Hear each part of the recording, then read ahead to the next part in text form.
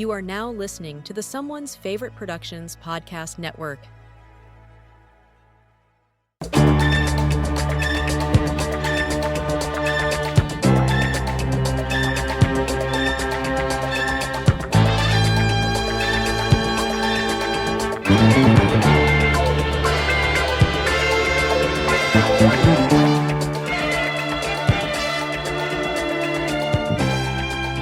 Hey there, everyone. Welcome back to the official Deaf Crocodile Podcast. I am Ryan Verrill, joined once again by the two incredible individuals behind Deaf Crocodile, Mr. Dennis Bartok and Craig Rogers. Welcome back, gentlemen.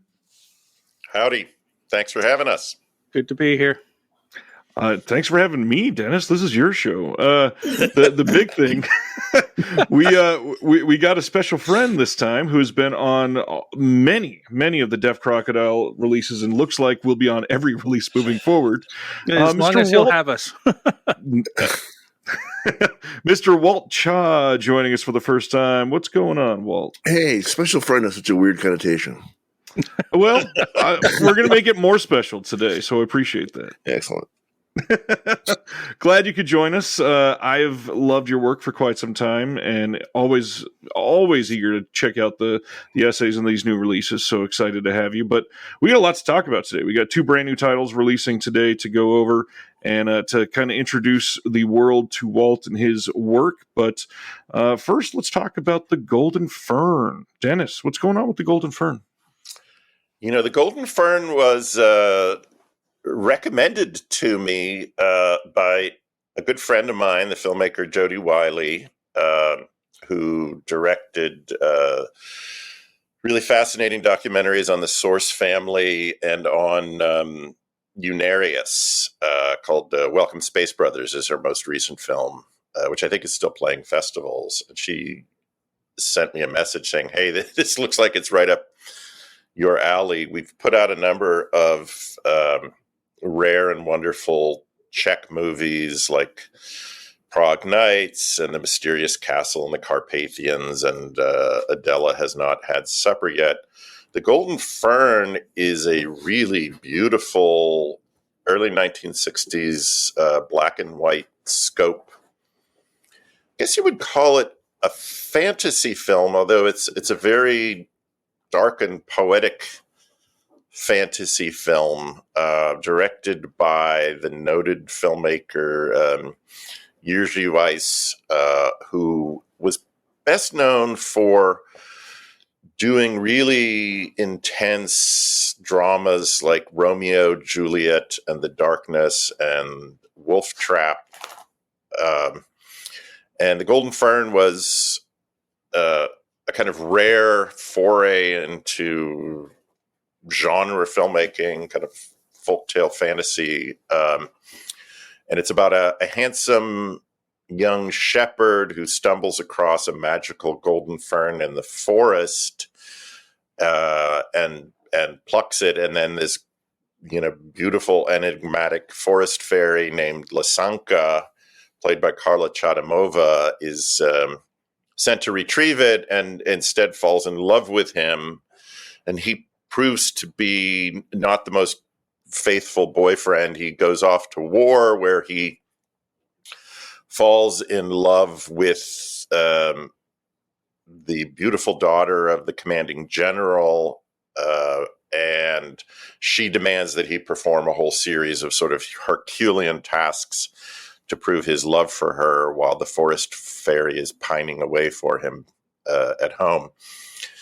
And it has overtones of films like Cocteau's Beauty and the Beast, Wojciech Haas's really magnificent The Saragossa Manuscript, and František Vlasil's Markéta Lazarova. Those last two are masterpieces of Polish and Czech filmmaking. And it's got incredible cinematography by Bedřich Batka, who was also cinematographer on Markéta Lazarova, which is, one of the most acclaimed, maybe the most acclaimed Czech films of that period of the 1960s. And I think it's really an amazing rediscovery for anyone who's interested in Czech in kind of Eastern European filmmaking from that period and fantasy filmmaking, kind of folktale. And then we were really lucky to interview Jiří Weiss's son for the Blu-ray release, who talked extensively about his father's life and career, had an amazing life story. We're able to include 3 of Weiss's really beautiful early documentary shorts as part of the package. Amazing commentary by film historian Peter Hames and our partner Irena Kovarova of Comeback Company. Evan Chester, who's a film historian we work with quite a bit now, does a wonderful video essay about the movie. And I think it's just one of those great, rediscoveries for fans of that era in filmmaking. And I'm especially a sucker for black and white CinemaScope, and it's just a gorgeous, gorgeous film visually. So, yeah, the cinematography is really beautiful. And it's, I work on these films and doing cleanup and whatnot, but I often don't get to see them all the way through until later. And so when I was QCing the Blu-ray, I finally got to actually watch the whole thing. And it's I think less a fantasy film than a fairy tale in the traditional fairy tale, not Disney fairy tale vein. It's darker, than anything Disney would deal with it. But it's just kind of a classic fairy tale with just incredible cinematography. It's really, really quite a movie. Yeah, I think when Dennis calls it a great discovery, it certainly was that for me. I realized after I'd watched it that I'd seen another film by this director before, 90 Degrees in the Shade, which is kind of a film noir. It's very different. It's like just a woman who works in a grocery, I think, if memory serves, and she's the accountant as well as having an affair with the boss who's smuggling some money, and the boss is played by the great Czech Rudolf Rushinsky. Help me with the pronunciation. You're going to do it better than I will. I think that's probably it. But he's the guy who played the cremator in that great Czech film. But such a remarkable face. He's very Peter Lorre. But I remember loving 90 Degrees in the Shade, and that was part of my one of my gaps one of my many gaps. I have more gaps than filled parts, I think. But I spent last year trying to catch up with the Czech New Wave, something that had kind of escaped me. I'd seen some of the big ones, closely watched Train, stuff like that. But in terms of just as a whole movement, I never studied that. I'd studied the other ones, the obvious ones, right? But the Czech New Wave somehow escaped my notice, and I think a lot of that was this prejudice that I grew up with in the West about, things that were being made behind the Iron Curtain. Certainly they're martial or they're so humorless. Listen to the anthems during the Olympics. The marches, they're not beautiful. There's a lot of propaganda that made me, I think, develop this unconscious bias, as biases are, I guess, but develop a bias against thinking that there was anything really great to discover during this period. From behind the Iron Curtain. So one of the great gifts that, great age gives me is that you lose some of those biases and you become more curious than you are, hopefully. Yeah. Anyway, I checked out a ton of Czech New Wave, and Golden Fern stands out. It is still about fascism, it's still an anti sort of, because he has everything, right? He has this beautiful nymph. He has everything you could possibly want. As I was watching, I was thinking, yeah, we're such a stupid species, really. I mean, we should be on a beach eating fruit, but we have credit ratings and mortgages and stuff. I don't agree. I don't remember agreeing with that, but he's got everything, and the military comes and to recruit, and they question his manhood, and he falls for it, right? Like we do when we're younger. We think there's success and happiness outside of the people that we love and the things that we love to do. And all of it is a lie. I try to tell my students that now. It's like, I know you guys are excited for the rest of your lives and you're looking to be executives or great filmmakers or whatever it is. And you may become those things, but the happiness isn't there. I've done kind of everything that I wanted to do in my profession, and I was never happier the day after. And so, you realize, and the Golden Fern, I think, teaches, like so many Czech films do, because I feel like they're always under the gun a little bit, that they kind of always had an eye to the darker future.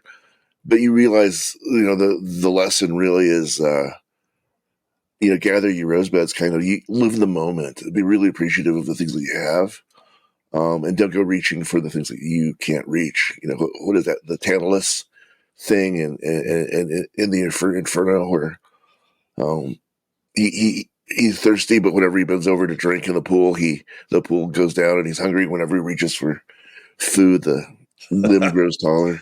I don't know. It's really a beautiful film, I guess is what I'm saying. I love the comparison to Cocteau, to that Beauty and the Beast. The Czechs also have a Beauty and the Beast, don't they? A live action. There is actually. That was in the late 80s or something. Yeah.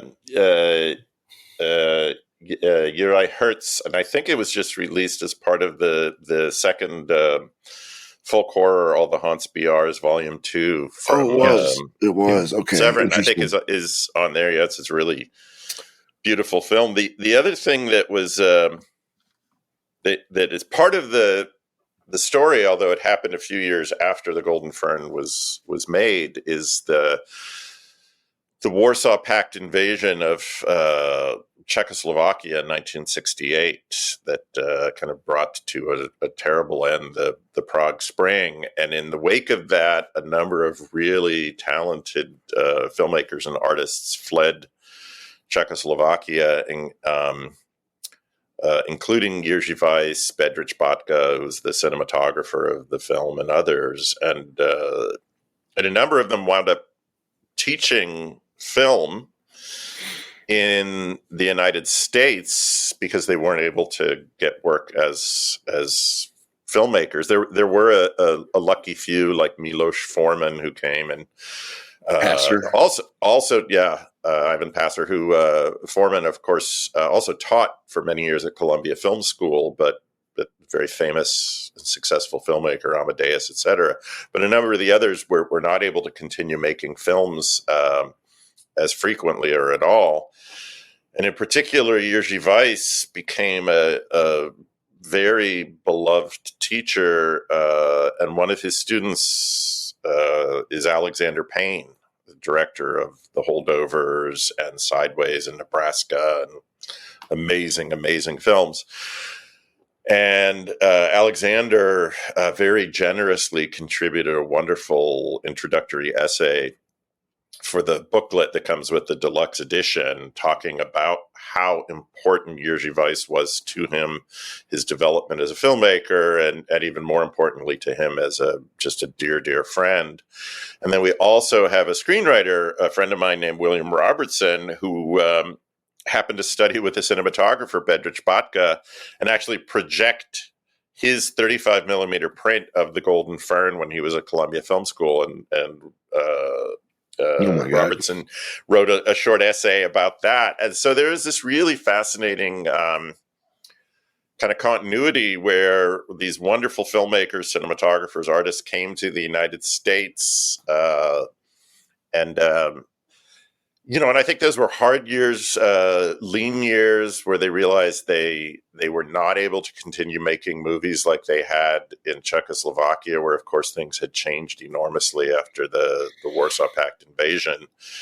I did meet with one of the female stars of the film, Karla Chadimova, who lives here in Los Angeles, was a very well-known actress in the 1960s and gives a wonderful performance here. She's still alive, but it was actually too emotional for her to talk about making the movie and her life in Czechoslovakia before she emigrated to the United States with her family.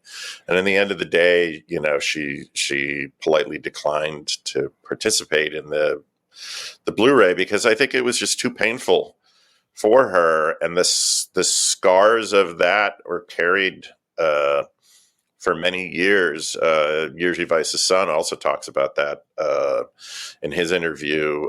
Gave a wonderful interview about his father's life and career, and so that's ties in kind of, Walter, to what you're saying, that a lot of these Czech films are really formally very beautiful. Golden Fern is just gorgeous, but it's also a very dark and sad a fairy tale. It is not a happy fairy tale by any means. And in that sense, like Cocteau's Beauty and the Beast it has a very sort of sad poetic ending, which spoiler alert, if you watch the film, you realize.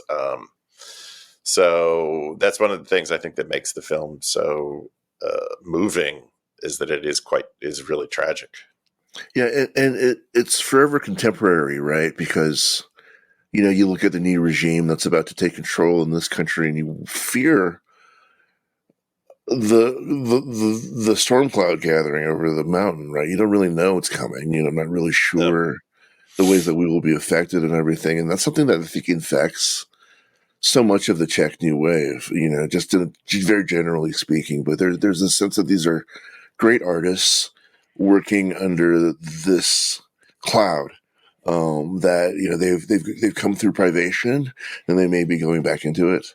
They just are on the edge of a whirlwind always, it seems like. And they're you mentioned another one of Weiss's films, Romeo and Juliet in Darkness, which is I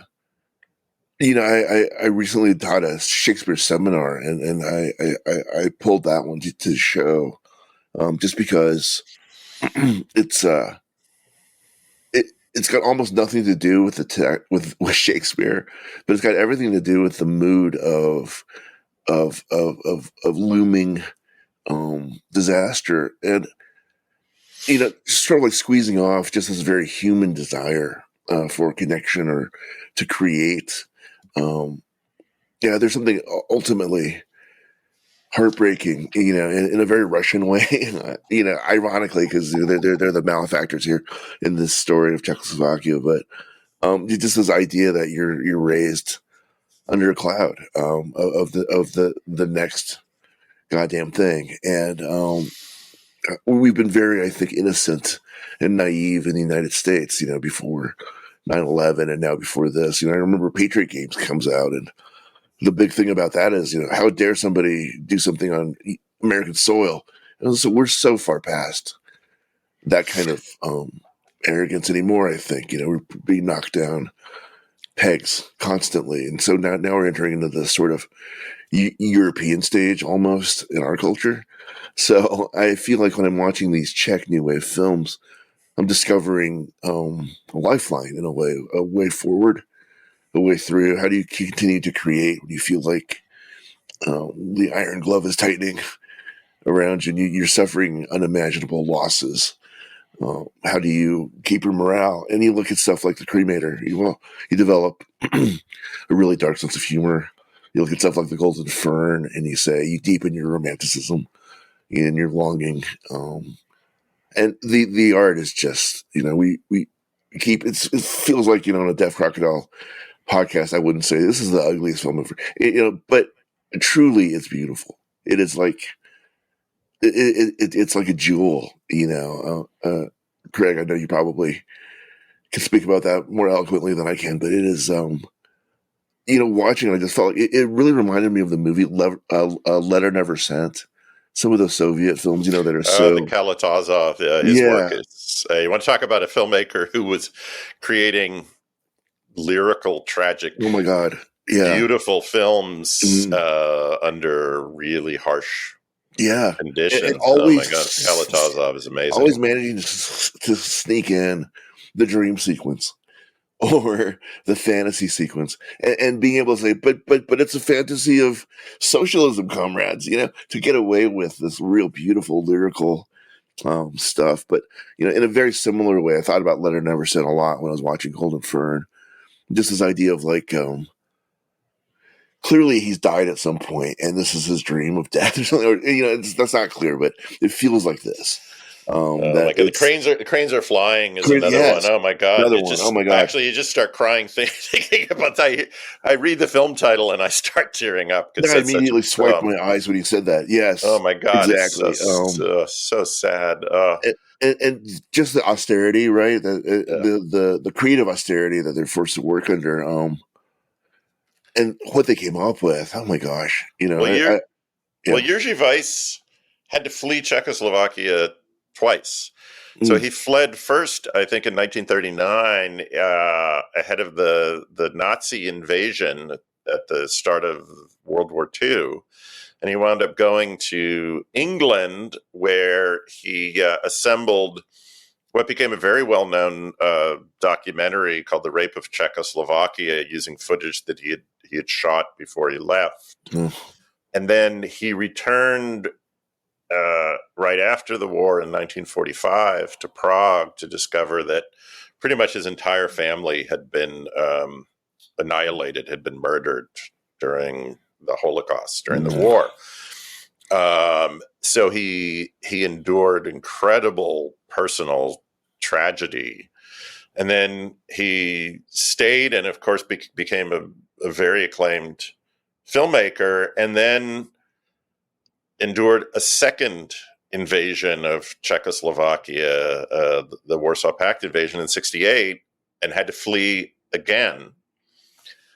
He did eventually, before he passed away, made, I think, one final film overseas, which was very acclaimed. So he did get a chance to direct again. But, for a filmmaker who was really a remarkable body of work, it is such a shame, it's a tragedy in a way, that he wasn't able to continue directing after he left, was forced to flee Czechoslovakia. And that's true of a number of other incredible artists as well. Let me ask you kind of a general, maybe unanswerable question, both of you, or all three of you. Why don't we know more about the Czech New Wave? Why isn't Jerzy Weiss somebody that we just sort of talk about? It seems like we're inundated, right? Even as a film professor or whatever, I teach, the French New Wave. You have to know that. You have to know, German New Wave probably. There are things, American New Wave, obviously. But what hole did this fall into? What happened?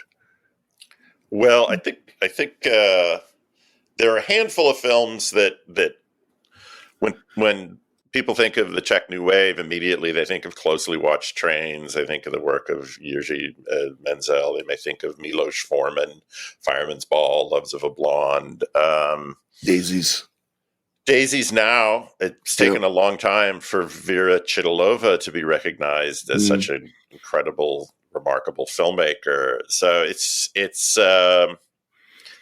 in a way, even for film lovers and film buffs over here, we tend to kind of like scratch the surface. People think of Spanish cinema and they think, well, it's Almodovar is Spanish cinema of the 80s, 90s, and 2000s. I'm like, well, yeah, Almodovar made incredible films, but there's Vicente Aranda and Biggest Luna and all of these other remarkable, filmmakers. Or Indian cinema for many years was like, it's Satyajit Ray. And it's like, well, yes, Satyajit Ray is incredible, but there's, Guru Dutt and Devanand and all these other amazing figures as well. And there's so much to discover in other national cinemas around the world, which in a way is great for us because it means there's a lot of gems out there that are, still to be mined. Like this, I was frankly shocked that The Golden Fern hadn't been snapped up or released before by a Criterion or someone like that, because it's such a beautiful film. Well, here in the U.S., we're so inward looking. The fact that we look at any films outside the U.S. is limited to other Western cultures, and even those, if they don't speak English, then maybe a handful will get through. But then when you start looking at outside of, if you're looking at Eastern European stuff, like Walter had said earlier, we've got decades and decades and decades of being told, these are awful people that don't have any, heart. So how could they create art? So we don't even look there. And on top of it, that they're these things are going to be subtitled. God forbid. So yeah, it's encouraging that folks have been enjoying the stuff that we've put out that is from Eastern European with subtitles, and people are constantly sending us thank yous and lists of other films that they'd love to see us put out. So that's encouraging. And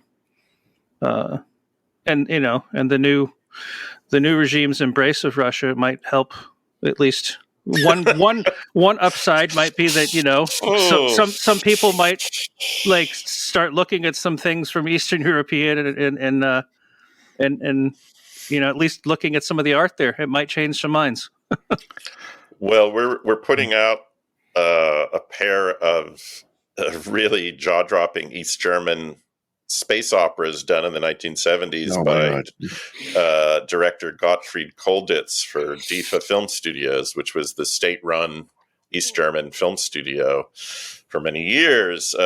Signals a Space Adventure and In the Dust of the Stars. And in particular, In the Dust of the Stars, we're releasing these in February, I think will blow a lot of people's minds because it's very kinky. It has some pretty obvious and gratuitous nudity. It's got snakes. It's got glam rock boots and wild vampire capes and hallucinogenic mouth spray and nonstop disco scenes. And it has all these things that you don't really associate with East Germany behind the Iron Curtain.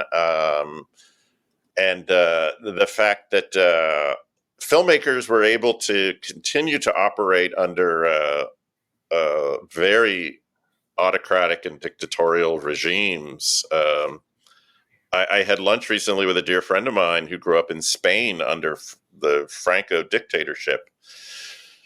Began his career in theater and still runs the Thalia Spanish language theater in New York City area. Is very acclaimed, award-winning bilingual theater. And he said the censors would literally sit in on their rehearsals, and if an actor read a line they didn't like, they would just stand up and say, "No, take that out." They just interrupt the rehearsal. They just say that's gone. And then they would have to, exit out of the text and continue. No, you can't say that. That's gone. So that literally was the process. It was you were sitting there with the censors line by line telling you what you can and can't say, but they managed to survive and create wonderful art and films even in the Franco era. So there's hope for the rest of us. One more shout out on the Czech New Wave for those that are not aware. Really great label out of the UK called Second Run DVD. Puts out many Czech films that get unsung. They don't get a lot of press coverage. They don't get a lot of circulation.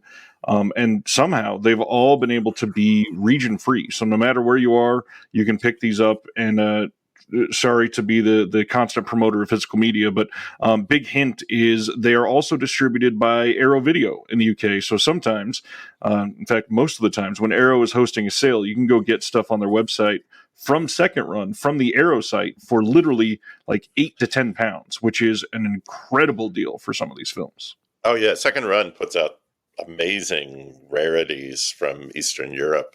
I'm always in awe of some of the stuff that they've released. So, I mean, speaking of region free, all of our releases, our Blu-ray releases, are region A for North America, because those are typically the only rights that we are licensing for the film. So sometimes people ask, well, why don't you make it region free? And it's like, this because we we license movies, and the rights holders want to retain the right to potentially distribute the movies in other territories.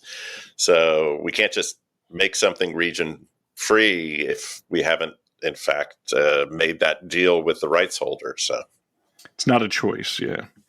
It's not like we just decide randomly. It's like, no, it's like we have rights for North America, for US and Canada. And so we encode something so that people in the US and Canada are able to watch it. And if people happen to have a region free player worldwide, like I'm sure most of us or all of us here do, then you can watch Blu-rays and DVDs from other territories. Well, we've been spending a lot of time in Europe for this discussion. Let's stay there with the only title that has gotten a Deaf Crocodile website countdown. Let's get another cat title under our belts. Let's talk about some Felidae. Craig, I know you're a huge fan of this one. Tell us about your history with Felidae. Just as my cat jumps up on the desk. 1 second. Yeah, I saw Felidae. It was a kind of bad rip of probably maybe a DVD or something. And I was just kind of fascinated because it's the thing that strikes you immediately is it looks one way, but the story is completely not what it looks like. Like it very much, it looks like Rescuers Down Under, the style. And then you watch it, and it is dark, and I just absolutely loved it. Like it's just like an amazing film noir murder mystery with animated cats. Like, what is there not to love? Yeah, it's an incredible piece. I'm so curious to hear everybody's reaction to this film that has never discovered it, because, man, this is a wild one.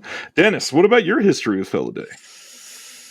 So Felidae, I mean, actually, it's so long ago now. This is one of these projects that Craig and I worked on for years and years. It was adapted from a series of very successful, I guess you would call them kind of YA young adult novels that came out in Germany, written by an author named Akif Pirinci, who has subsequently become kind of persona non grata in Germany because he's come out with some very kind of right-wing, neo-fascist, anti-immigrant statements. And I think he forgot he wrote Felidae. Yes, yeah, and which is really funny, because Felidae, the movie, is almost exactly the opposite in a way than his later statements, and so I think his work and the Felidae books have kind of been swept under the rugs, although they were extremely popular when this film was made. It was, I think, the most expensive animated feature ever undertaken in Germany up to that time. And the director, Michael Schack, was a prolific and pretty successful animation director, producer. He's still alive. He is retired from filmmaking, but was very generous in giving us an interview. He actually gifted us some original animation cells from the film, which was amazing. And he's the one that actually kind of connected us initially with Wild Bunch Germany, who own the rights to the film now. They did not produce it. And to be honest, I think probably because of the underlying novelist's kind of persona non grata status, they tried to talk us out of licensing it. So we kept pursuing them, and every few months, actually, somebody different would respond, or they wouldn't respond at all. And finally, I think someone maybe in their legal department is like, you know who wrote the book this is based on. Why do you want to release this? Do you really want to do this? And of course, this is ironic. I don't know that we'd ever been asked that before when we were offering to not only license the film, pay, but also to cover the cost of a new scan and audio transfer for the movie. And it really took a lot of persistence and gentle arm twisting for them to agree to license it. It has never been officially released in the US. And once you watch the film, you can see why, because it contains simulated kitties having sex, their cat decapitations, eviscerations. I mean, it's definitely an R-rated movie, although, as Craig said, it looks like a Don Bluth movie. It looks like An American Tail or Secret of Nim, which is, in fact, no accident because, as we found out when we interviewed members of the animation team, including Paul Bolger and others, they had actually trained working for Don Bluth, a number of them in Ireland when he briefly had an animation studio over there. So it looks like a Don Bluth movie, but is much darker and more similar to films like The Plague Dogs or Watership Down, but which also, in a way, I think were responsible for its obscurity and its relative lack of commercial success when it came out, because it looks like a kid's film, but it's made for an adult audience. And there really isn't an adult audience for feature animation for the most part. Miyazaki kind of crosses over. And then there have been a handful of films, some of Bill Plimpton's features, which we're putting out, or things like Triplets of Belleville or others. But there really isn't an adult animated audience in terms of like feature films for the most part. There are exceptions, but Felidae is one of those movies where they clearly rolled the dice to make this expensive movie. Boy George sings the theme song to the movie, so they got Boy George, and I think they marketed it aimed at a family audience unbelievably in Germany when it came out. Yeah, I don't know what they were thinking. Oh my God, kids and parents must have been horrified watching this movie. If your family's the Manson family. Yeah, it was. Oh my God. I don't know what they were thinking. Like, it's because the director or one of the interviews, I remember they were saying, like, you know, parents were just like grabbing their kids and just walking out of the theater. Because I mean, it's so not for kids. Like, it's amazing. You look at the original movie poster, and it's just like, you know, this cute happy cat standing on a brick wall, and no indication at all to what the film is about. It's wild. The marketing behind it was. But I mean, also the art style was, I mean, that was obviously dictated by somebody, because, you know, we've seen the original design sketches by Paul Bolger, and he's got notes, you know, in the margins of the sketches, literally saying, "This looks a little too Don Bluth, doesn't it?" Or Bluthy, right? Yeah. Like so very Bluthy. So he was aware. He's like, I've read the script. Like, why do you want this to look like a kid's movie? But it you know, ultimately, you know, it may not have been successful because of the marketing to the wrong people and you know, a whole series of faux pas. But the movie itself is incredible. Like, what they made is absolutely amazing. So I'm glad now it's actually, coincidentally, it's its 30th anniversary this year. So 30 years later, it's getting a really nice release, and not being marketed to kids. Yeah, I really love how subversive it is, though. Like it's sort of like this poison pill that's sort of snuck in like this jujube or something. Because Bluth and Disney and that's kind of ruined adult animation for us in the West. I think mostly it's there's a really deeply held prejudice that cartoons are for kids, period. And I think the Japanese obviously have overcome that to some extent. But when we lose animation as a medium of expression, look at all the things that they're able to do, to tell the story of Felidae, which is a story about immigrants, really, right? It's a story about animal experimentation, and the morality of that. It's a story of legacies, and I'm not surprised.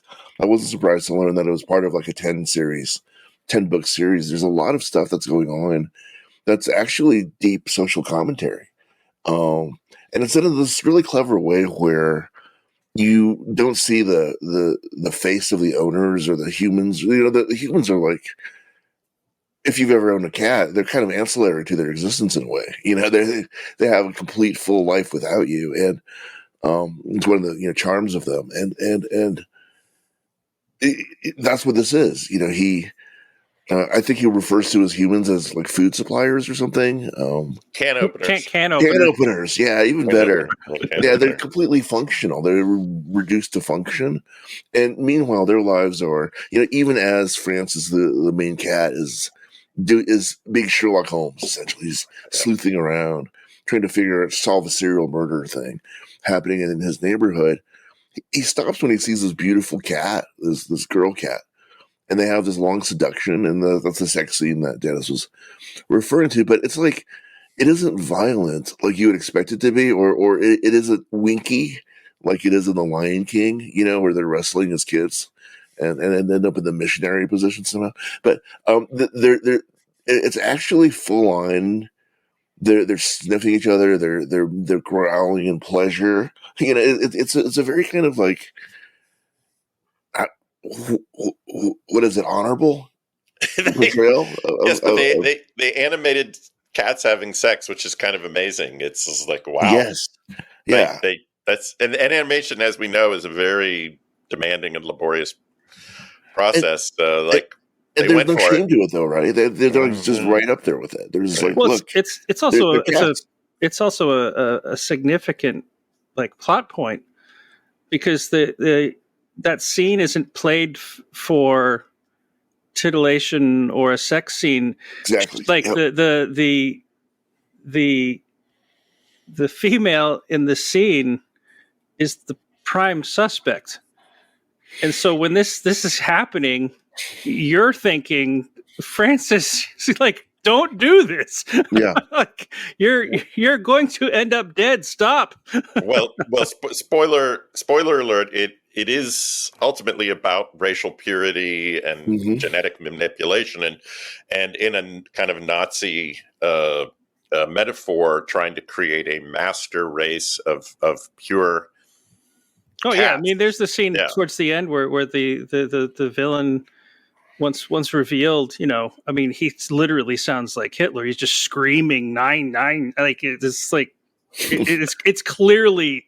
A Hitler analog. Like he's one of my favorite lines in the movie is, "Truly, this was beyond the Aristocats."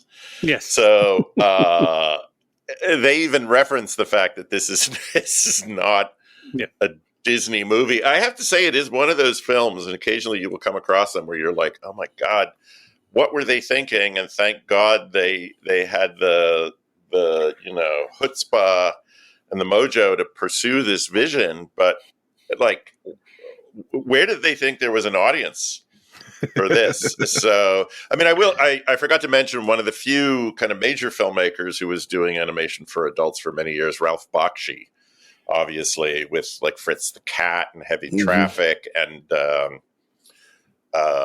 So he was able to carve out a successful career here, sort of aimed at a more adult audience. But that's sort of the exception to the rule.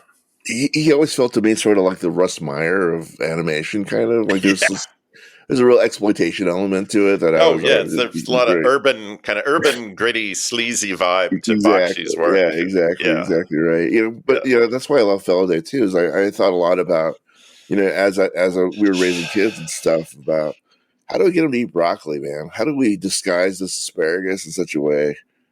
And it feels like that a little bit. Like it's actually nutritional, but it initially seems as though it's going to go pretty easy. I mean, that's another thing about parents leaving the screenings probably is like the first bit of it, I think, 10, 15 minutes of the introduction is just the movie you think it's going to be.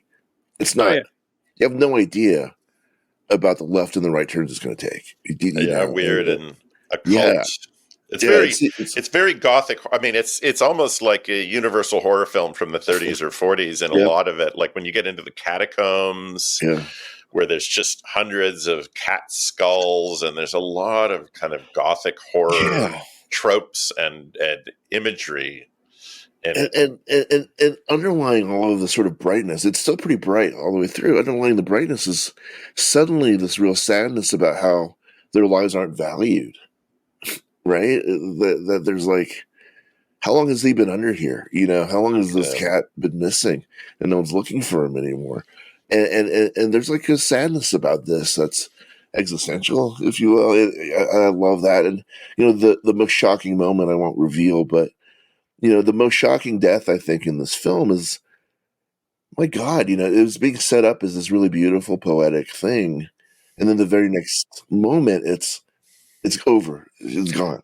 Yeah. Like any hope for beauty is sort of like yanked away, and that was really stunning, I guess I would say.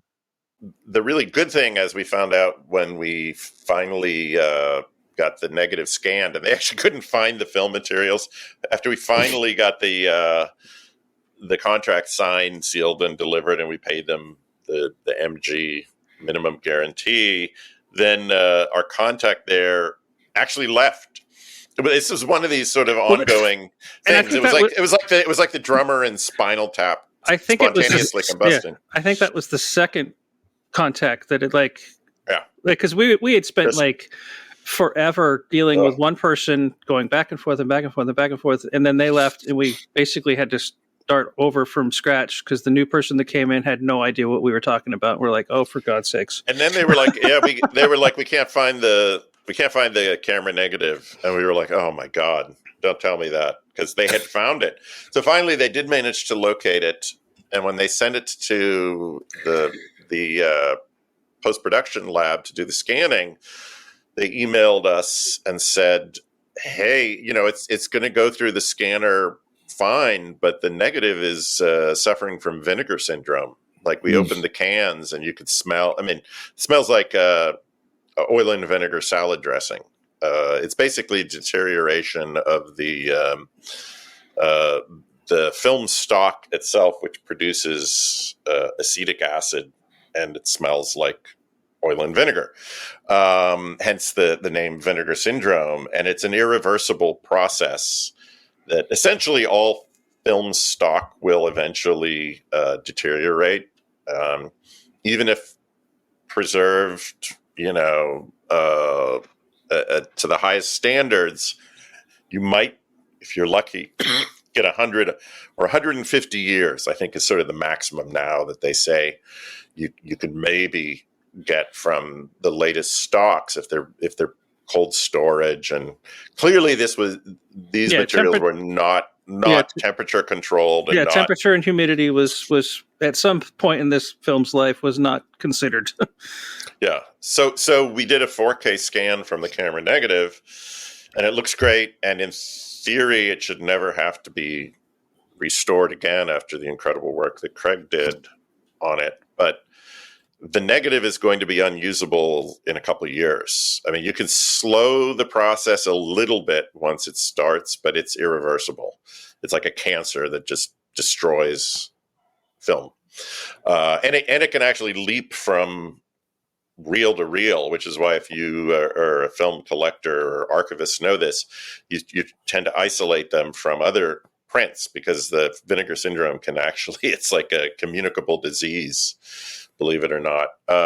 Some film collectors I know would put their film reels in the freezer to try and slow the process of deterioration, which may help a little bit, but is also kind of weird. You open your freezer and there's 35 millimeter film print in it. Yeah.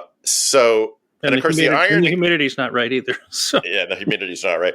Well, the irony, of course, is, we're a small boutique label in the United States, and yet we're the ones who pushed and paid for a new 4K scan and restoration of this movie. Had we not done it, in all likelihood, especially because of the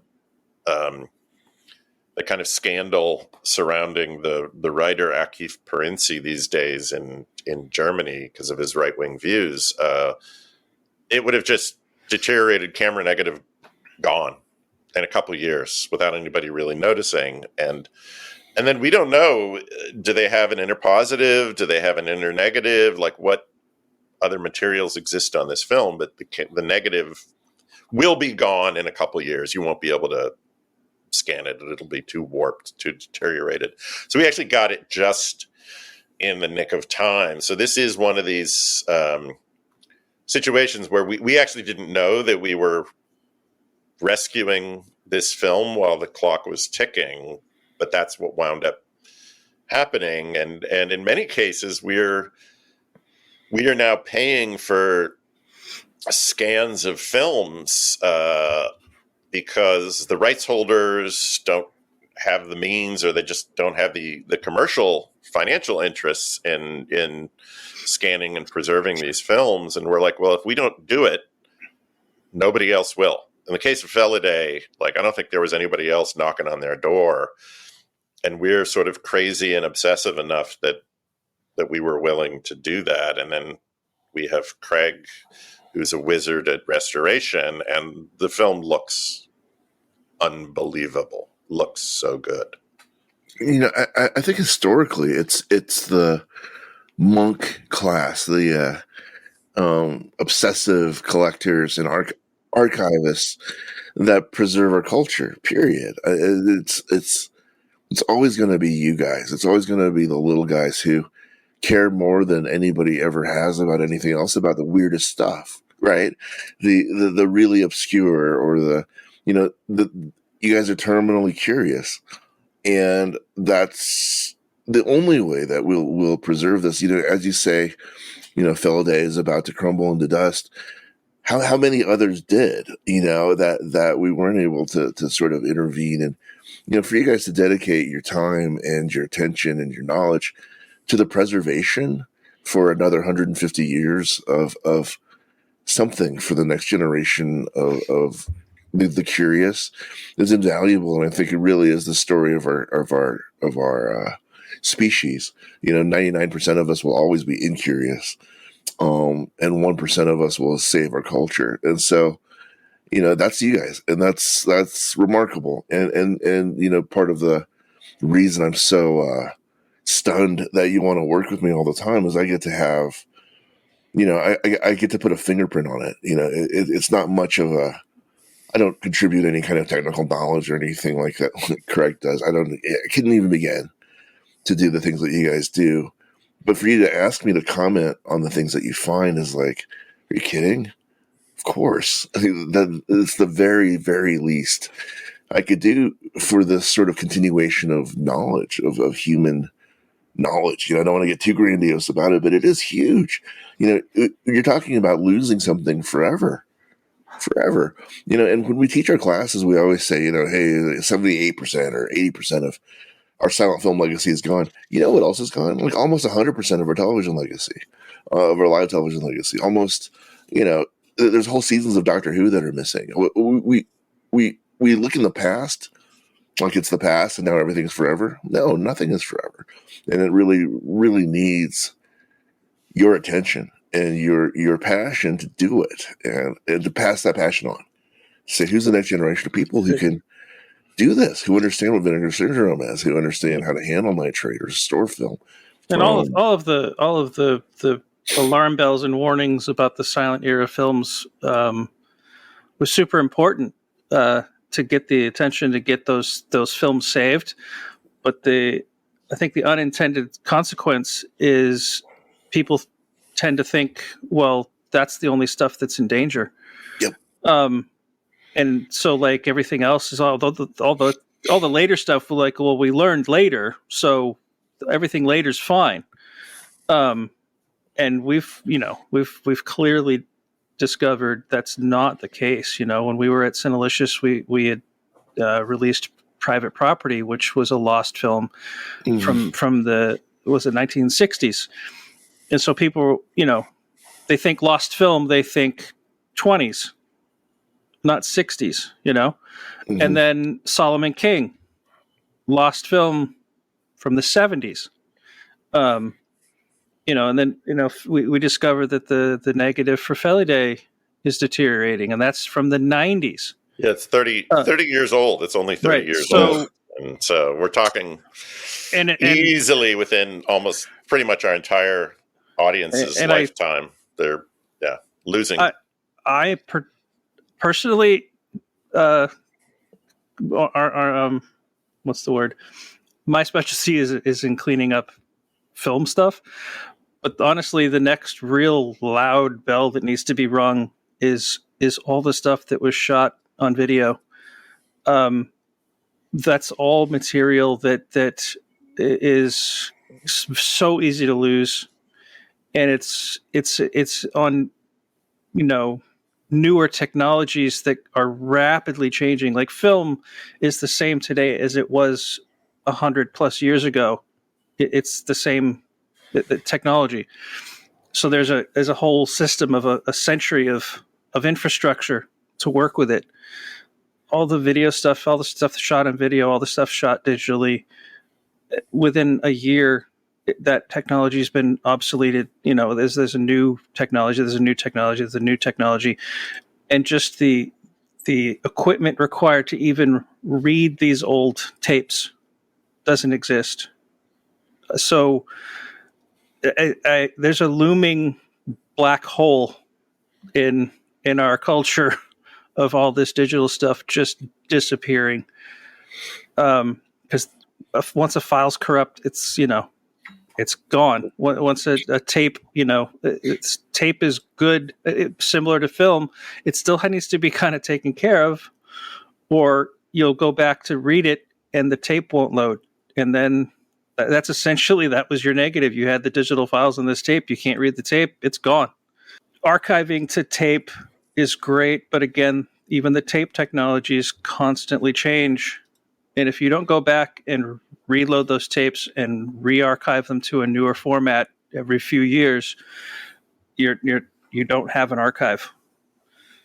Well, speaking of archives, this is a bit of a tangent, but kind of big news, kind of an earthquake in the archival world that happened in the past few weeks is that the Academy of Motion Picture Arts and Sciences laid off a number of their most experienced and respected archivists, both at the Academy Film Archive as well as the Academy Library, including the really wonderful head of the Academy Film Archive for many years, Mike Pogorzelski, who happens to be a good friend of mine. And I don't really want to comment on the internal politics. I don't really know why the decision was made to do that.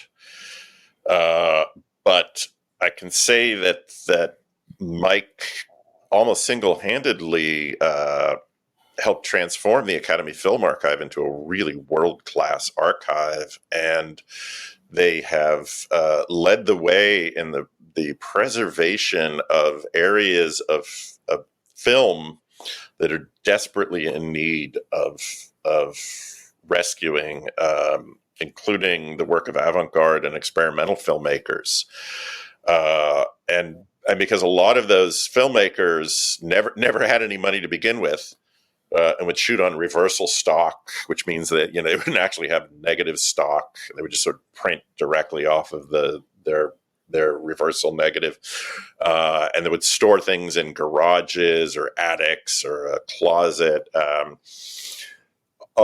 So many of those movies are really, really imperiled. So the fact that an archive like the Academy had invested its incredible time, resources, knowledge to collect and start preserving a lot of these really endangered avant-garde and experimental works is really remarkable. It's like one of the great preservation efforts of the past 10, 20 years by any major archives around the world. And so it was really heartbreaking to me and many, many other people to see these layoffs happening, because you lose the institutional knowledge, the expertise, all of the relationships. All the experience. Like when we were restoring Dennis Hopper's The Last Movie, we wanted to have some sort of reference for the color, and so Mike arranged a screening for us of the last 35 millimeter print that had been approved by Dennis and the cinematographer Laszlo Kovacs, and Mike, and they're both gone. So Mike was the only person who was in the room with them when they made this print. And so when we were screening it, he had told us something that was actually crucial information. Is that he told us in the screening that there were some shots with Dennis Hopper kind of in the foreground, and that it was dictated, like they were absolutely adamant that the skies would never be blown out. If that put Dennis in the shadows, like so be it, the sky would not be blown out.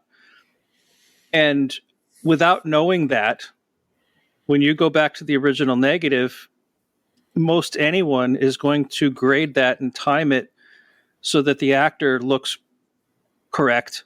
And if the sky in the background blows out, that's so be it. Mike was the only person that would have had that information.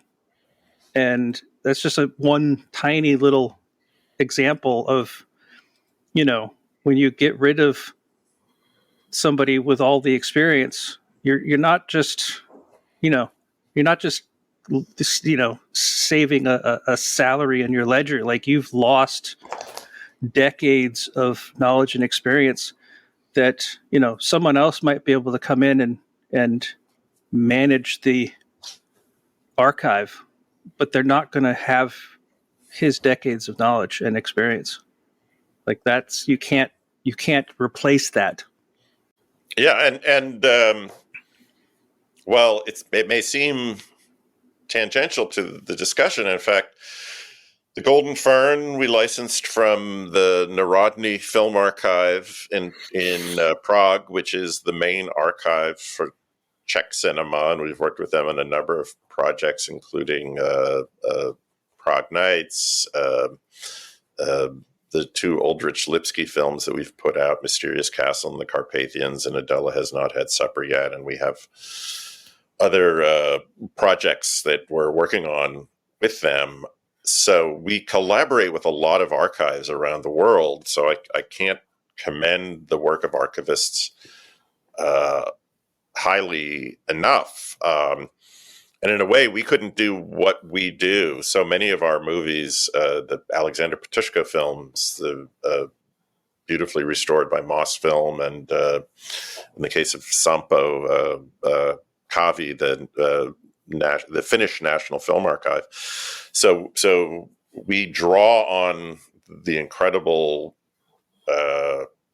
time, money, efforts that these archives put into preserving these films. And very few of the archives do distribution themselves. So they're often preserving movies that then kind of sit on the shelf waiting for someone to come along and try to take them to market, track down the rights, license the film, prepare artwork, prepare the Blu-rays, etc. So even though we're the sort of forward-facing company, if you look at the credits for so many of our projects, we will talk about the restoration. We'll talk about what materials were used, and we're very often thanking archives around the world because literally we couldn't do it. In the case of Felidae, like we undertook ourselves because we were crazy and no one else was going to do it. But for many of our other projects, we're working hand in hand. The Hungarian, the NFI, National Film Institute in Budapest, is a very good partner.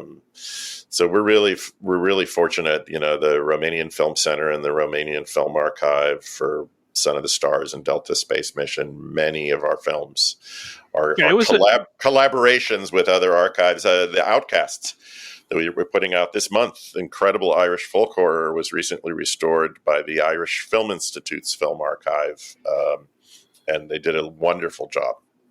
Yeah, when we were doing way back in the day, Belladonna of Sadness, all the missing material, you tracked it down through a film archive that had a print that had those missing elements because the negative was gone.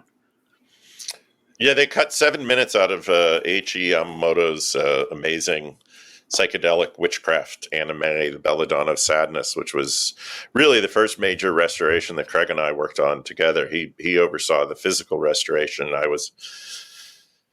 I arranged to license the film and kind of bring it to market with Cinelicious Picks, where I was working at the time. And they had cut about 7 minutes out of the camera negative in the 1970s in a kind of misguided attempt to release it for like a teenage market. And then that material was lost. It was just probably put in a can or thrown away, whatever happened. So we had this beautiful camera negative that was missing 7 minutes. And they were like, well, I think they had an HD cam of the missing footage, but it was like the jump in resolution would have been so jarring. Yeah, that wasn't it was not not a usable acceptable solution. So it turns out that, believe it or not, at the Cinematheque Royale in Belgium, they had an original 35 millimeter print of the original full length cut of the film. It had, what was it? French. It had subtitles. French. I think French subtitles. Yeah. Yeah. It might have had actually two different sets of subtitles. But fortunately, there's not a lot of dialogue in the movie, so they scanned just those missing sequences at 4K, and we were able to digitally remove the subtitles and then drop it back into the scan of the camera negative. And unless you're an archivist or a real expert, you can't really tell the difference between the materials. But anybody who watches Belladonna of Sadness now, both the version we put out through Cinelicious and I think maybe Discotheque Media put out a 4K UHD release of it recently based on the restoration that Craig did years ago. Most of the cuts from that film were they must have been for time because they weren't removing any explicit footage. It was like, a few frames at the head of a shot here, a few frames from the tail of a shot there. But that one large animated sequence that looks kind of like Schoolhouse Rock that's in like the middle of the film, that entire sequence was gone. Oh, wow. Yeah, so that's another example of like just kind of really going the extra obsessive mile to track down these movies that usually if something has not been released or scanned or restored and available, there's a good reason. In the case of Felidae, content, and then the fact that the author of the books that it was based on, Akif Perinci, became persona non grata for his sort of fascist right-wing statements in Germany, has sort of condemned this film to really like being put in the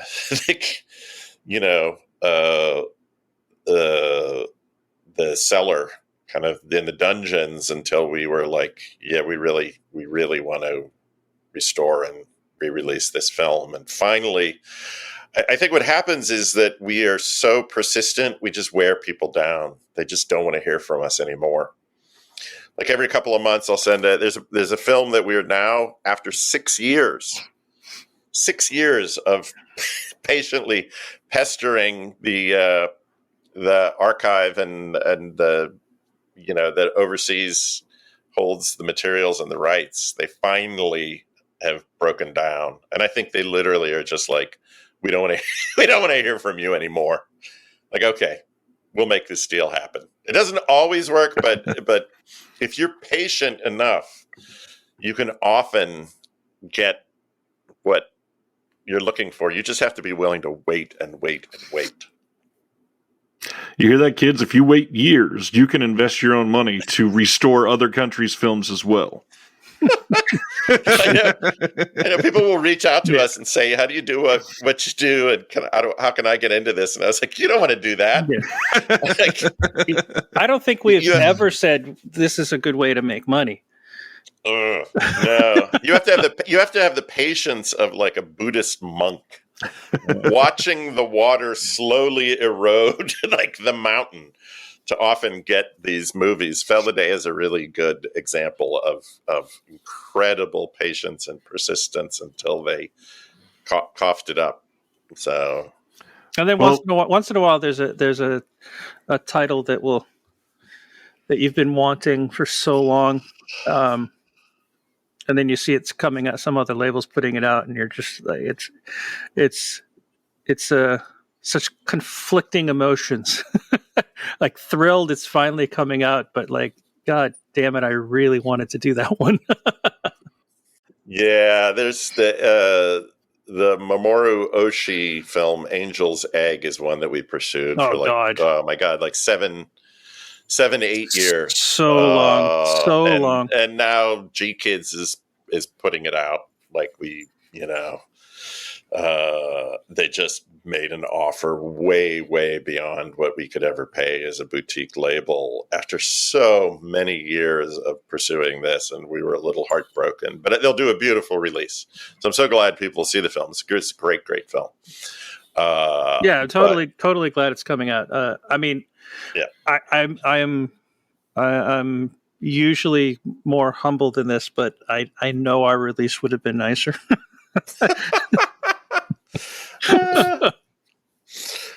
We have so much great, really wonderful animation. In particular, Jean-Francois Le Guionne's Gwen and the Book of Sand is this so beautiful, haunting French post-apocalyptic kind of epic. That's one I don't understand. Yeah, that's one I don't understand how that's not huger. Like, how is this not a title that people talk about all the time? Oh, so great. Beautiful gouache paintings. Like the style that they use to create the animation is so gorgeous. And that, I think, is really up there with like René Laloux's Fantastic Planet and Nausicaa, The Valley of the Wind, Miyazaki's masterpiece, and Angel's Egg. So hopefully, like after we, and particularly like with that animation style, this is going to be another one of our 4K HDR releases. The HDR and the color, everything in that film, it's already beautiful, but it's just stunning. Yeah. Well, speaking of making money, we have not sold them on the rest of the package for Felidae yet. What else is capping out this deluxe edition that we're putting out? Well, I'll tell you. We were supposed to be talking about that, weren't we? We always wind up talking about all sorts of crazy stuff. We have a new video interview with the director, Michael Schock. Felidae, we have a video interview with the key animation team, including Doug Bennett, Paul Bolger, Eamon Butler, Bernie Denk, and Desmond Downs. And that's a really fun interview. Like, it's just like a really nice like reunion. Like all these guys hadn't talked to each other, in ages, and they're all just kind of reminiscing. A really, really fun interview to watch. We have a new interview with the layout designer, Armin Melkonian. We have a commentary by, journalist and physical media expert, Ryan Verrill. Hey, and film professor Dr. Will Dodson. Those guys are fantastic. I'd like to meet them. I've heard of Will. He's a good guy. They're great guys. Oh my God. Not to continually keep plugging an upcoming release, but the video essay that the two of you just sent for Gwen and the Book of Sand. Oh my God. I was like, this is a mini masterpiece in its own right, using footage from the film. I was just in awe. I was just stunned. So that's for the standard edition, and then for the deluxe slipcase edition, it features a new illustration by one of the original key animators on the film, Paul Bolger, who created artwork for us, incorporating the characters from the film and in the same style, but it's brand new artwork. So it's really gorgeous. And then he did it like as cell animation with a fully painted background, and then Francis is a animated cell on acetate overlay. Like it's the slipcase edition cover is like literally an animated cell design. It's really cool. Yeah. And then for the slipcase edition, we also have an 80-page illustrated booklet with new essays by film critic Walter Chaw and film historian Jennifer Lynn Barker, both of whom, Walter essentially does essays for pretty much everything we do now, thank God, because we love your work, Walter. And then Jenny Barker also writes about a lot of our animated films, and she's really wonderful as well. And then we have a bunch of really amazing, very rare production artwork that was provided to us by Paul Bolger and members of the animation team that they'd held on to. So you get to see a lot of the character concept designs and how they evolved for the various lead characters, some of which looked very different from the versions we see in the final film, and so that was great. I think they were all super excited that this movie was going to finally get seen and hopefully appreciated in North America, because it literally never came out here. No VHS, no DVD, no streaming. There were bootleg versions on YouTube for a number of years that people had kind of ripped from the German DVD or other releases.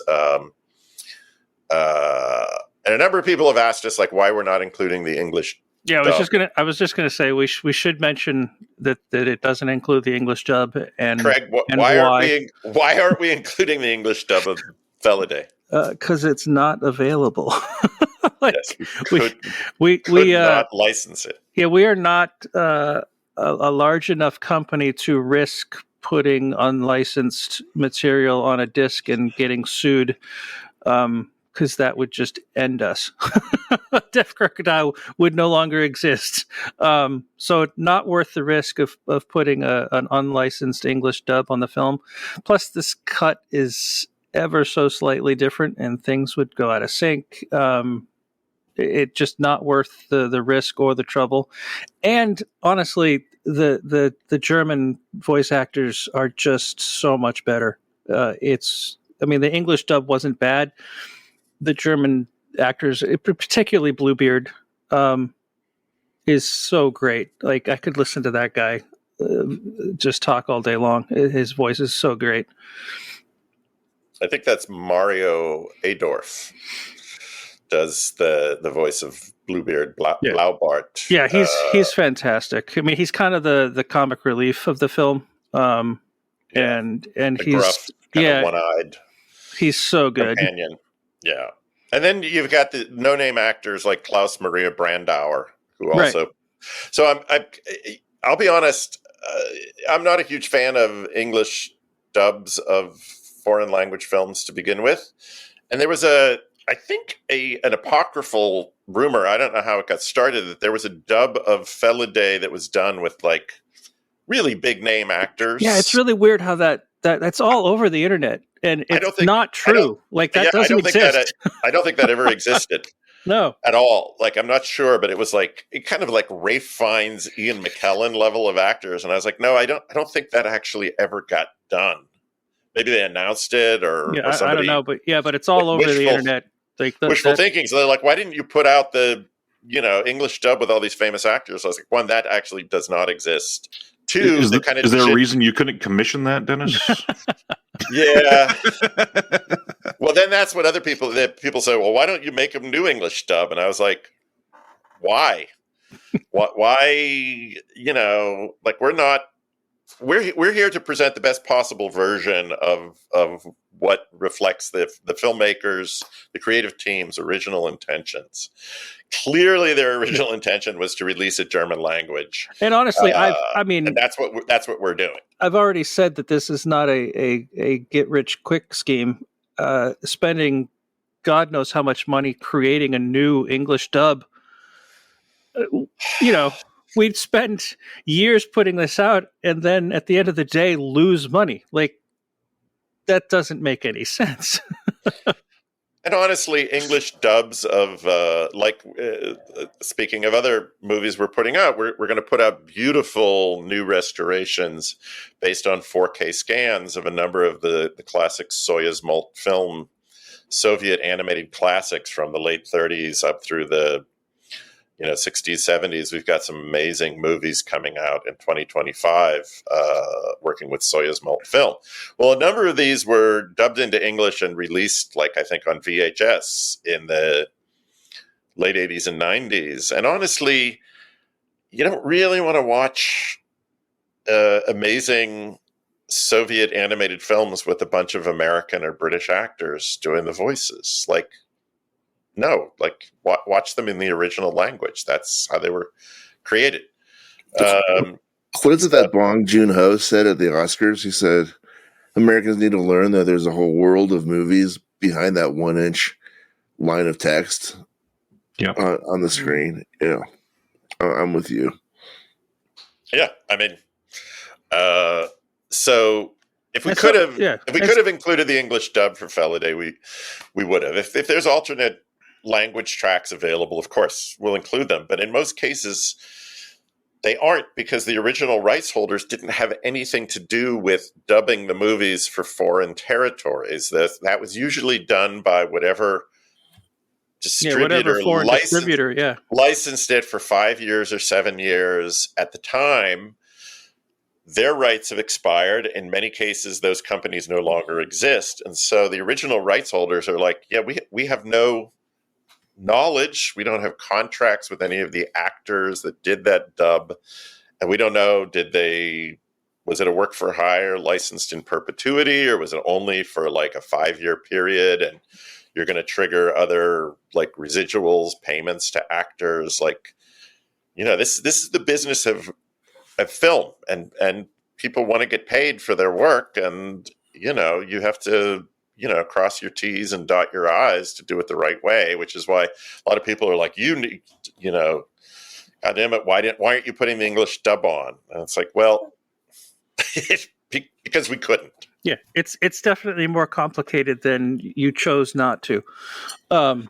Yes. Yeah, and I'm not as averse to English dubs in animated films. And so I really tried to track down, how we could get our hands on this. And like Dennis said, the company that created it is long gone. And the people who have the rights to the film now, they're like, we have no paperwork whatsoever on that English dub. And so, and they didn't want to license the film to us to begin with. Yeah. So they weren't going to go out of their way looking for legal paperwork from 30 years ago for an English dub of a film they don't care about. It just wasn't going to happen. Yeah, I'll also say I had the experience once of bringing in some talent to watch a episode of Doctor Who at one of the theaters I was running, and the problem with that is that those contracts were written differently, both because they're written and because it's for television. So, in order for me to get the rights to show the film, we had to go and get a waiver signed by every single person that was involved in the show. because that hadn't been part of their release, on the contract. So, complexity upon complexity, we're tracking down like people in the crowd, to try to get them to sign it so that we wouldn't get sued by the BBC or something. So, it's actually as complicated as you think that it is. It's potentially more complicated. That, each of these individual people that they got for the dub, did they sign the same contract? Or are they willing to release this now if that paperwork's not available? Can you track them all down and get them to sign something? And so ultimately, what are you doing? This is, anyway. Yeah, the one time I got to talk to the great Nigel Neal, the famous British screenwriter who created the Professor Quatermass series among Beasts and Kinvig and all these other wonderful kind of sci-fi mixed with folklore programs for British TV. We wanted to screen The Stone Tape, which is one of his greatest scripts, at the American Cinematheque where I was programming at the time, and had to literally track down Nigel Neal in England and the director of it and get them to I think we were still using fax at the time, fax us a letter of permission before the BBC would give us permission to screen them one time. So it's almost impossible to theatrically screen archival television, as Walter said, because the contracts weren't written with the actors, director, writer, musicians. They licensed it to show on TV, but there's no language that says you're going to show this in a theater for 400 or 500 people, or in even a film school classroom. So that's why you very rarely see archival TV, which is really a shame because so much of it is incredible. But clearing rights is impossible for a theatrical screening. Also very difficult for releasing on Blu-ray as well, which is why a lot of amazing TV still is languishing in the vaults.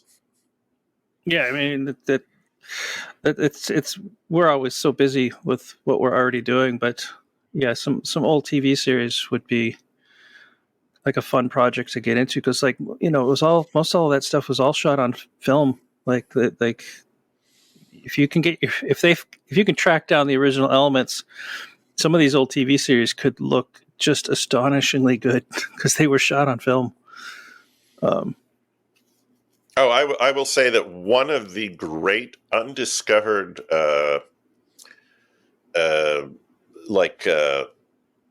reservoirs, I guess, of amazing genre filmmaking is television noir from the 50s and 60s.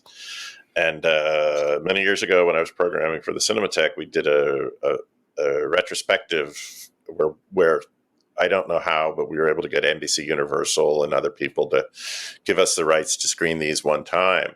But amazing one-off episodes of TV series from the 50s and 60s starring, Lee Marvin and Ralph Meeker, and written by legendary people in film noir. But most of this material has never surfaced in any home video format. And I know that so many film noir obscurities are now coming out. Kino Lorber and all these people have put out Columbia Noir and amazing box sets.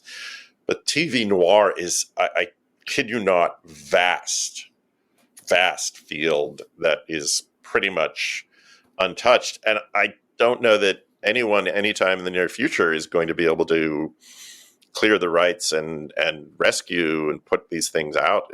Because you could do, oh my God, you could do such a great box set. But I think the legal morass of trying to untangle all the rights would be, impenetrable. Absolutely. With Walter here, I think we wanted to make sure that we got enough attention on this gentleman because he has enriched so many of these wonderful releases. Craig and Dennis, how did you guys first discover Walt? He made me cry.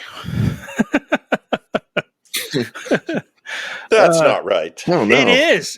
It's absolutely true. I had read a couple of his things online, and then I think it was his review of Everything Everywhere All at Once. I was like, oh my God, like this is not your normal film criticism. Like, and then I was really reading everything he put out, and I've said it a few times, is like he's got this amazing ability to see so far beyond what's on the screen, and put a human touch to what's really happening on screen instead of just the surface story that's being told. And it's just I've there's no other film writer I've read that puts a human touch on things as well as he does, and I absolutely love it. Brilliant writing. I agree, and that's honestly the first time I'd even been able to read something was when you forwarded me that review. And oh yeah, it was I had tears streaming down my face. I'm like, I'm reading a friggin' movie review. That was an incredibly touching piece. So now I have to ask Walt. Walt, how dare you? It's funny because I don't ever imagine that my writing is for an audience.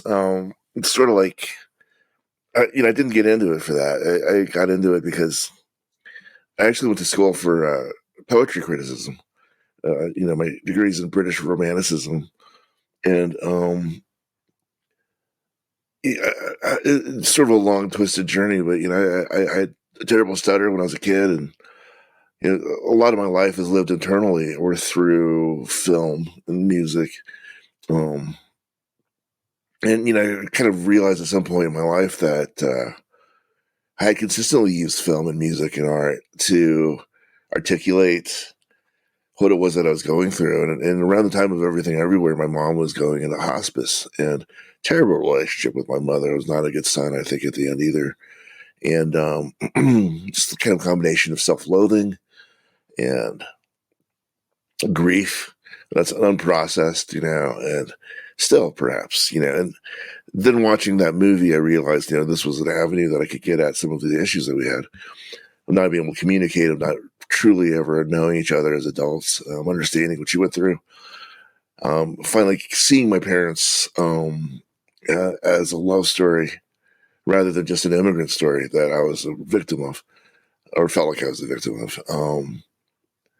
Was revelatory. I think that film was revelatory for a lot of people.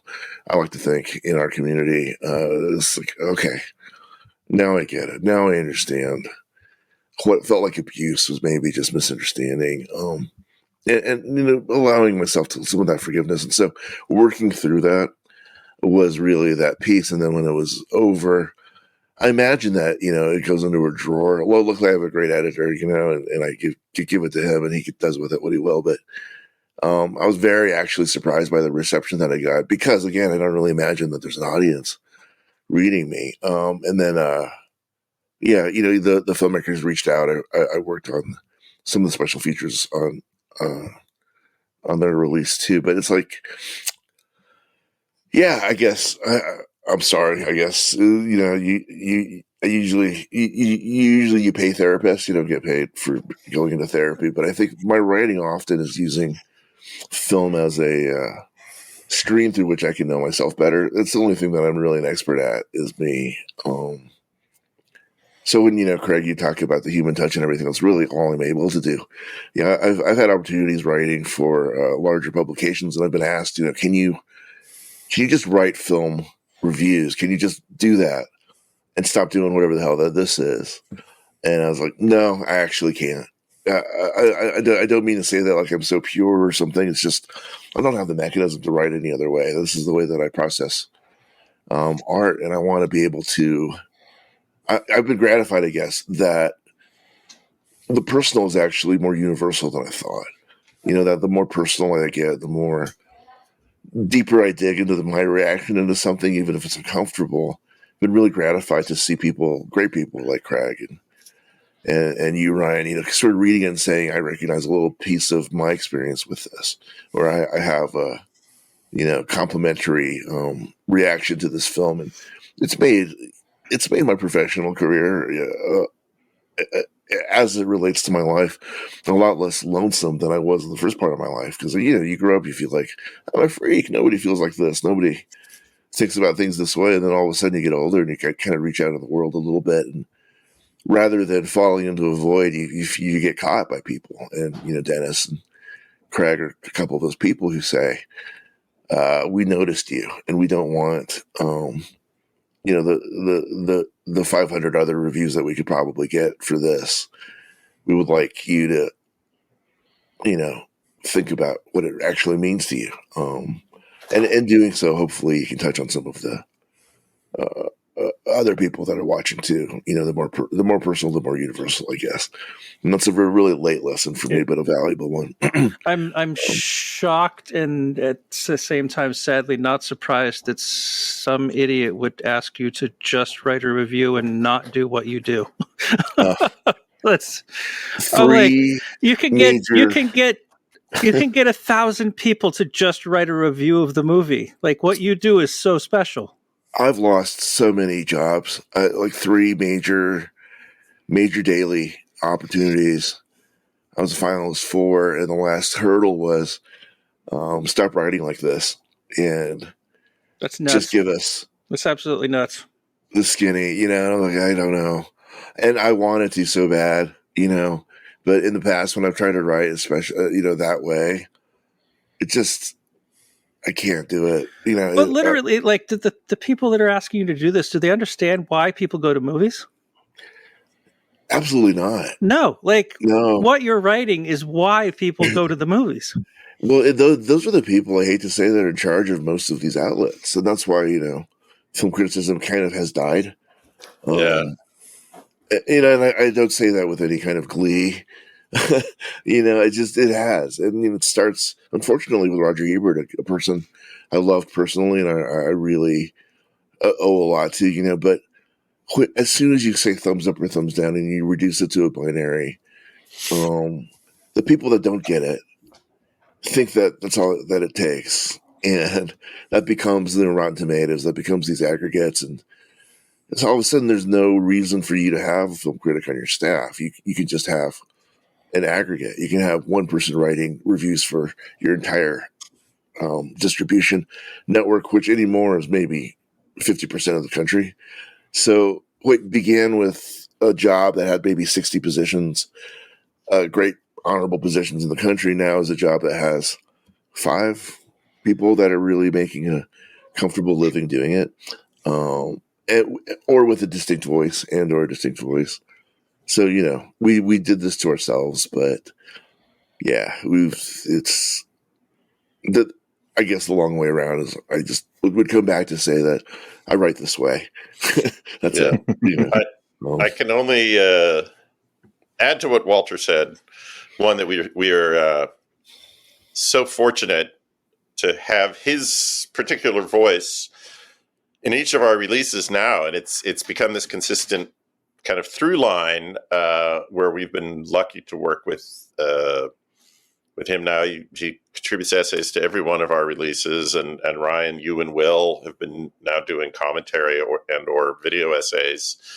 We've worked repeatedly with some other incredible film historians and critics like Sam Deegan and Jenny Barker, who I mentioned. But if you want to read 2 great books of media kind of essays and criticisms, one is Francois Truffaut's "The Films in My Life," which was really important to me when I was growing up as a teenager. It was published, and it's a compilation of Cahiers de Cinema articles that Truffaut wrote kind of just before and at the time he was becoming like one of the most famous directors of the French New Wave.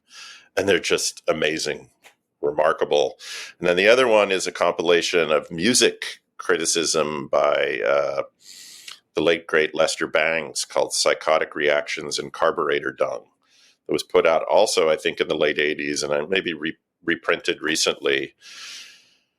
And it's truly amazing kind of gonzo articles that Bangs wrote in the 70s and 80s. And you hear in both of those compilations their voices so clearly. And I think it speaks to what Walter was saying about how so much recent criticism has become really generic in the mainstream media for fear of offending people. And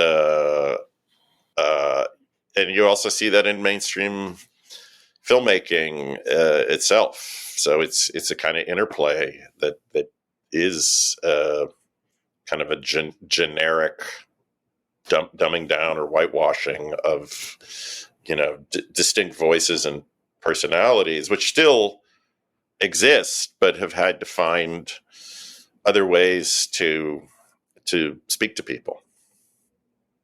Yeah, if you only read one thing today, read Lester Bangs' review of Astral Weeks. It's the truth, you guys. It's the true fauna.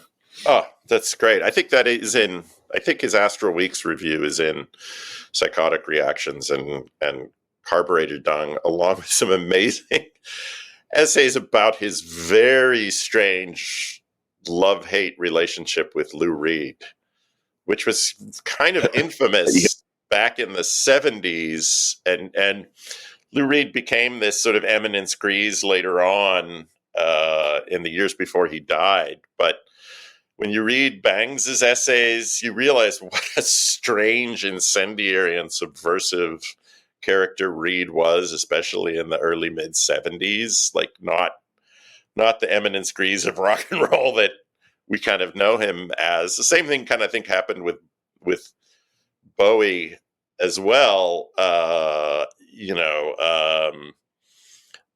And you kind of forget how subversive they were. Bangs, burned out and died before he could ever become the eminence grise of music criticism, which is why it's great to be able to read all of those essays, like the one about Astral Weeks, and then play Astral Weeks, which is like reading Walter about some of the movies we put on, and then watch the movie is such a great companion.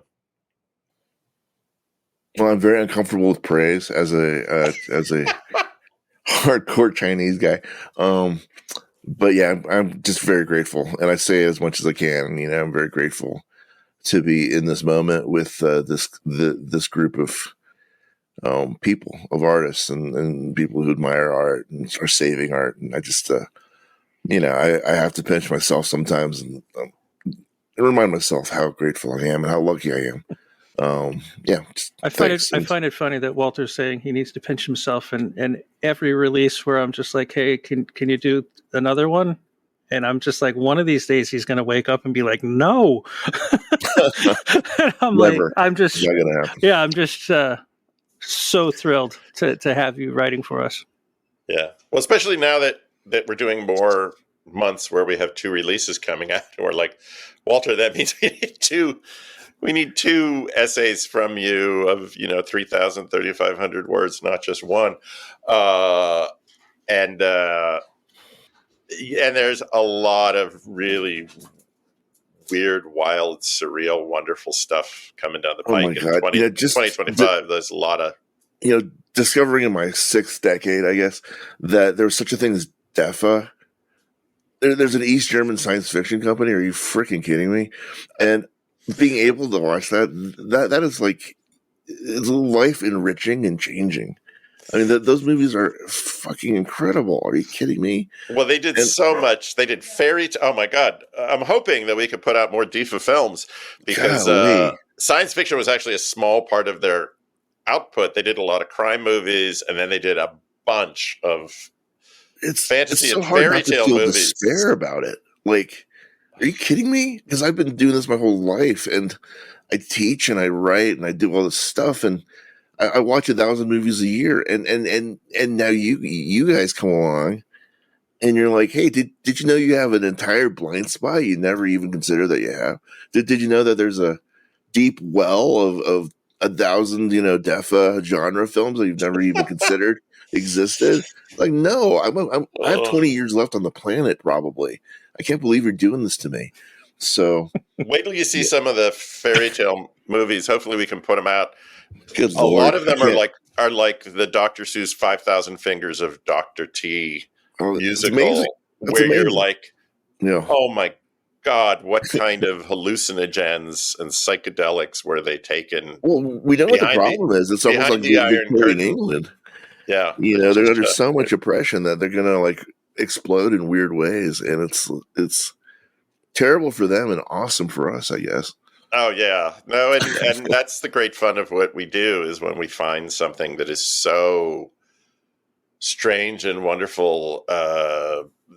We get a lot of the films we now kind of go after because someone recommends them. An incredible film recently restored by the Lithuanian Film Center that we're putting out, and Walter will be writing about, is The Devil's Bride, which is this amazing early 1970s Lithuanian rock opera about a devil. Honestly, the opening scene of that film, if you just put that, like, whatever, 8 minutes on the disc, it'd be worth buying the disc. Like, that is the most amazing opening.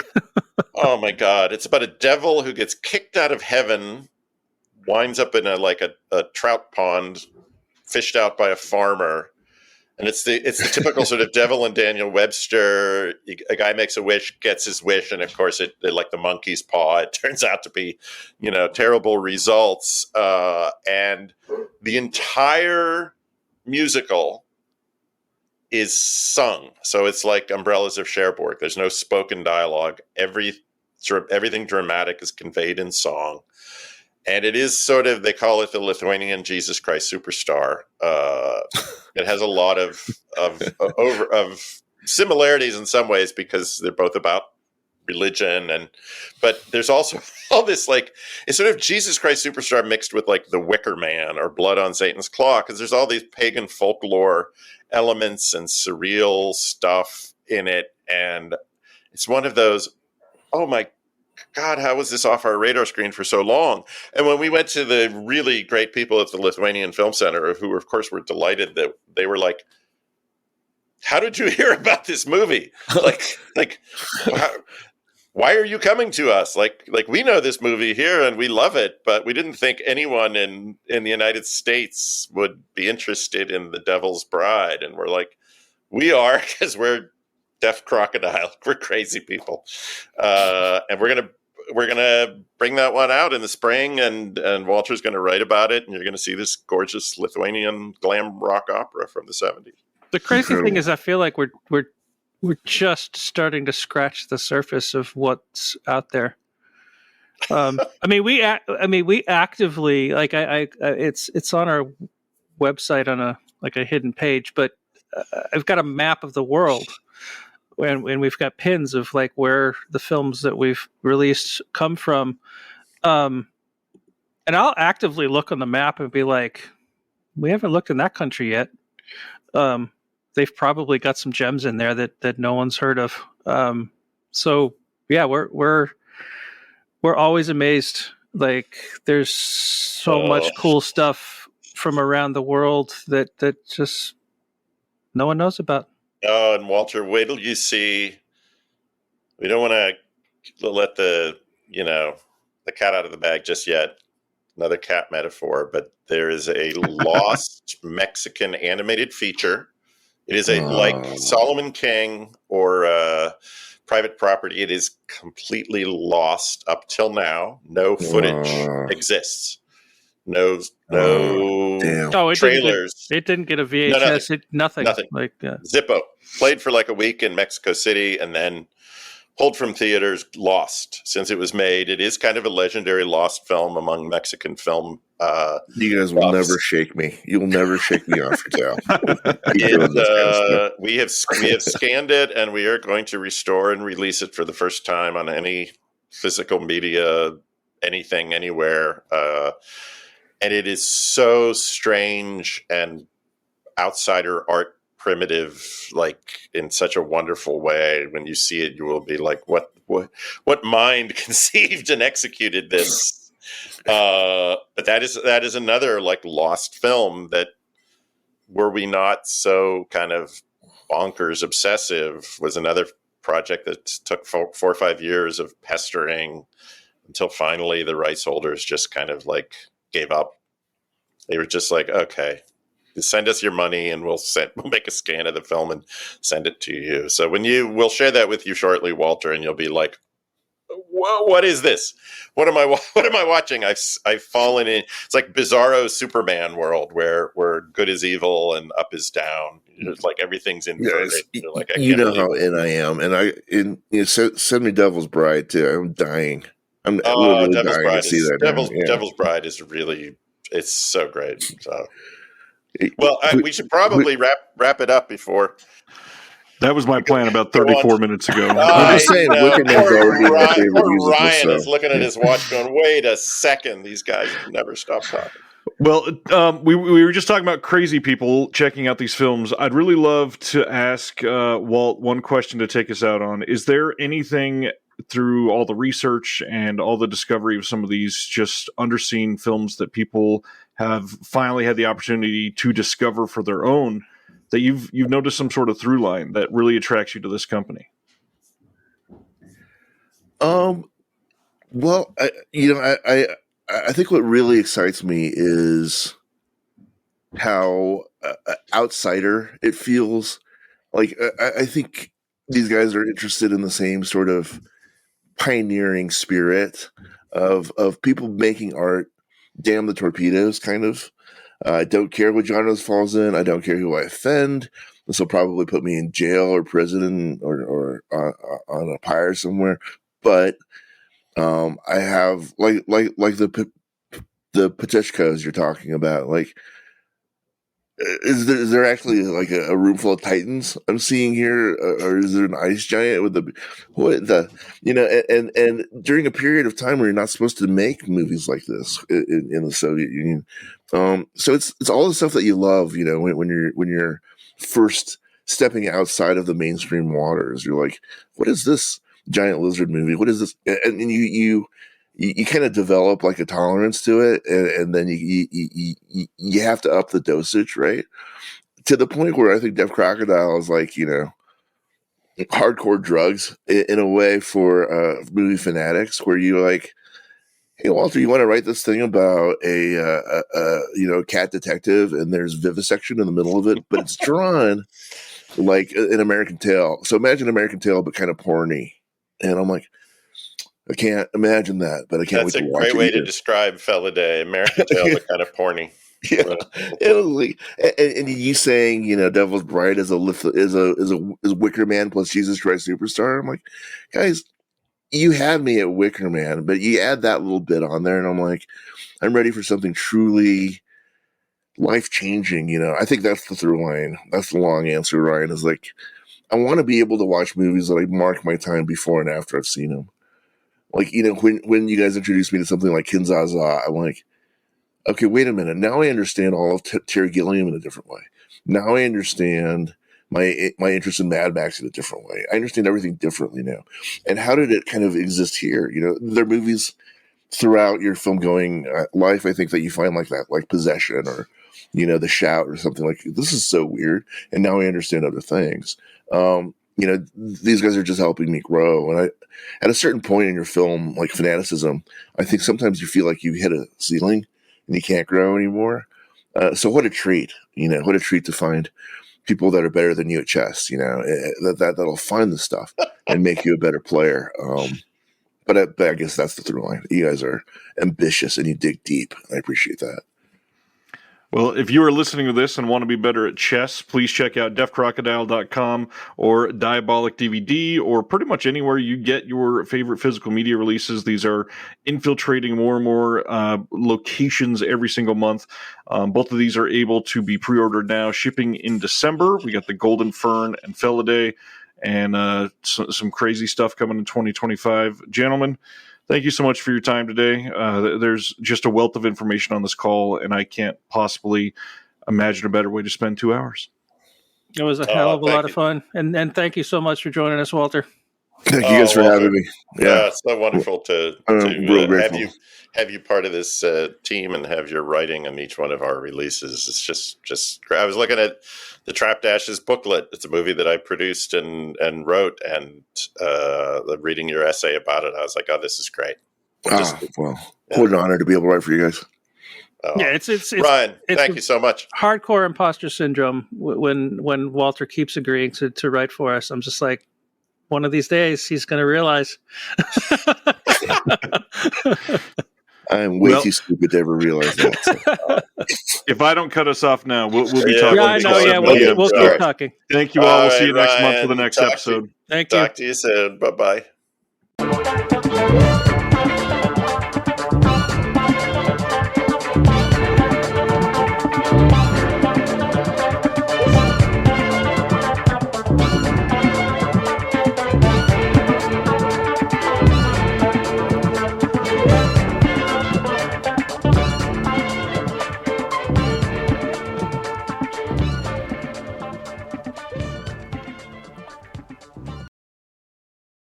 Hello! This is Matt. And Emily from Scarecrow Video in Seattle, Washington. Did you know that we have the largest video collection in the world? We have over 146,000 titles and growing. That's over 3 times more than Netflix, Amazon, Max, and Hulu combined. Plus, Scarecrow now offers rent-by-mail service throughout the U.S., so check out scarecrowvideo.org for details. You can catch Emily and I, or Matt and I, if that was going to be you saying that, on our bi-weekly YouTube show, Viva Physical Media, for video recommendations and so much more. See ya! Bye!